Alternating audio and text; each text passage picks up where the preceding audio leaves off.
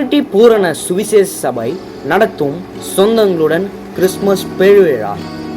இதில் ஆயிரக்கணக்கான மக்கள் பங்கேற்று கிறிஸ்துமஸ் கொண்டாட்டத்தில் கலந்து கொண்டனர். ஆரம்ப ஜெபத்தை பாஸ்டர் ஜோனத்தான் டேவிட் அவர்கள் ஜெபித்து ஆரம்பித்தனர்.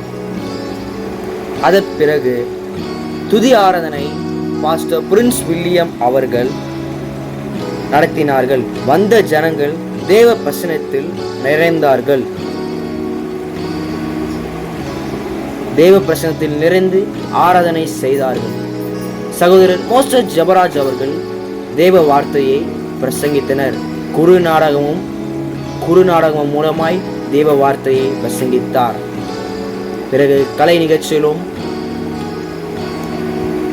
கண்டு கழித்தனர். முடிவு ஜபத்தை பாஸ்டர் பால் இலவசன் அவர்கள் வந்த எல்லா ஜனங்களின் ஆசீர்வாதத்தைக்காக ஜெபித்து நிறைவு செய்தார். வந்த அனைவருக்கும் கிறிஸ்துமஸ் உணவு வழங்கப்பட்டது.